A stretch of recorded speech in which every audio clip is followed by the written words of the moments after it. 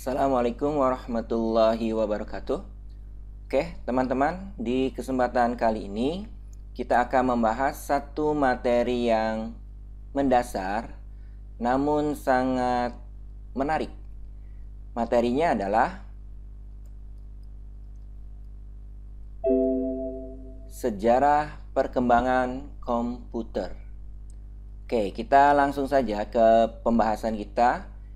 Yang pertama di sini yang akan kita bahas adalah apa pengertian komputer. Nah, nanti kita akan bahas secara bahasa dan secara umum.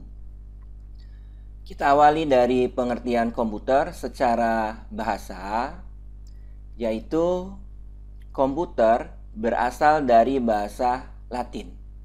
Ternyata bukan dari bahasa Inggris, melainkan dari bahasa Latin, yaitu computare, yang berarti alat hitung.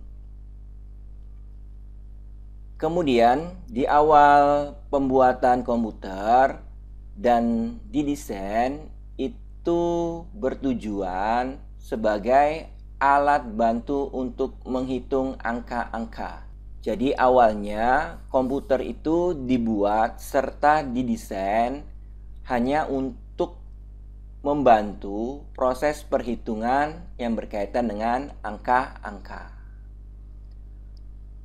Oke, kita lanjutkan ke pengertian secara umum, yaitu suatu alat atau perangkat elektronik yang dapat digunakan untuk mengolah data sesuai dengan prosedur yang telah dirumuskan sebelumnya, sehingga menghasilkan informasi bermanfaat bagi penggunanya.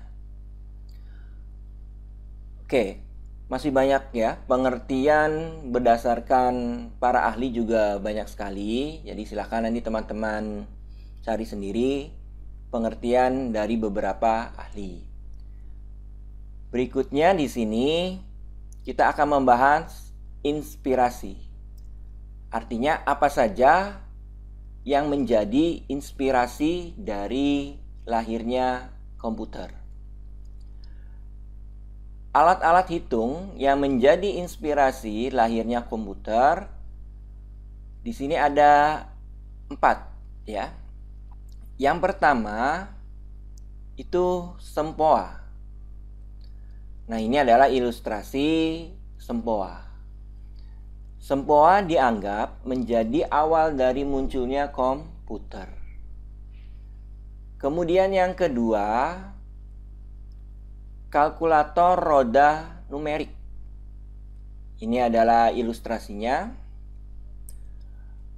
Sebuah kalkulator roda numerik yang mempunyai 8 roda putar bergerigi.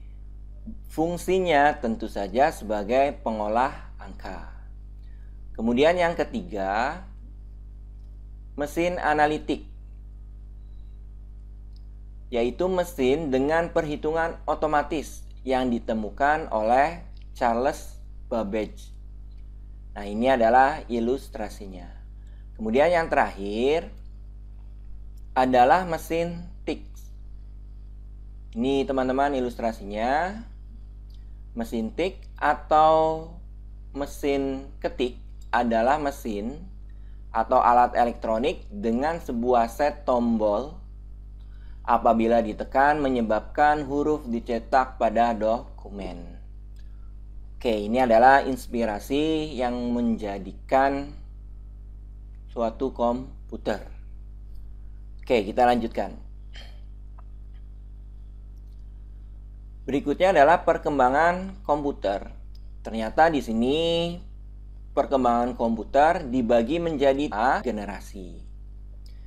Generasi pertama dari tahun 45 sampai 55. Generasi yang kedua tahun 55 sampai 65. Kemudian generasi yang ketiga 65 sampai 80. Kemudian generasi yang keempat tahun 80 sampai tahun 2000-an. Kemudian yang terakhir generasi kelima yaitu tahun 2000-an sampai masa depan. Berarti sekarang ini kita memasuki perkembangan komputer generasi ke-5.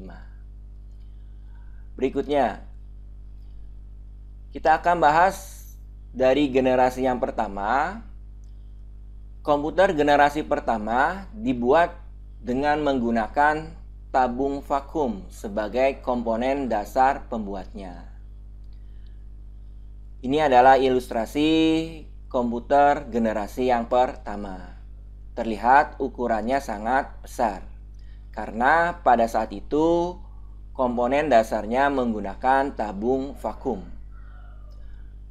Kemudian berikutnya, ciri-ciri dari komputer generasi yang pertama diantaranya memiliki ukuran yang besar akibat dari penggunaan tabung vakum ya.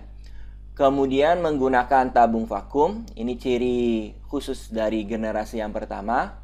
Kemudian kapasitas penyimpanan kecil, artinya sudah muncul memori di sini, meskipun kapasitasnya kecil. Kinerja lambat, kemudian memerlukan listrik yang besar. Karena ukurannya besar, jelas memerlukan listrik yang besar. Berikutnya, kita lanjutkan ke generasi yang kedua. Tabung vakum yang menjadi komponen dasar komputer pertama telah diganti dengan transistor. Ya, ini akibat dari ukurannya sangat besar, kemudian dikembangkan, ternyata muncul di sini yang namanya adalah transistor. Nah, ini adalah ilustrasi komputer generasi yang kedua. Ciri-ciri dari generasi kedua diantaranya ukuran jauh lebih kecil dibandingkan dengan komputer generasi yang pertama. Kemudian kinerja lebih cepat, daya listrik lebih kecil. Karena di sini sudah berkembangnya transistor. Berikutnya yang ketiga, komputer dibuat menggunakan integrated circuit atau IC. Meskipun IC sebagai komponen dasar utama, transistor masih tetap digunakan, tetapi ukurannya diperkecil. Ini mengembangkan generasi yang kedua yang memiliki kendala transistornya mudah panas, sehingga di sini memunculkan ide penggunaan batu kuarsa untuk meredam panas. Oke, ini adalah ilustrasi komputer generasi yang ketiga. Ciri-cirinya diantaranya adalah harga terjangkau, memori lebih besar, kinerja lebih cepat, daya listrik lebih kecil. Kemudian pertama kali penggunaan keyboard dan monitor. Oke, kita beralih ke generasi yang keempat. Generasi keempat ini menjadi perkembangan yang pesat dalam menghimpun integrated circuit atau IC menjadi jutaan chip. Nah, di sini terjadi pengembangan IC ya. Ukurannya juga menjadi lebih kecil, kemudian komponen yang digabungan dalam IC-nya juga semakin banyak. Ini adalah ilustrasi komputer generasi yang keempat.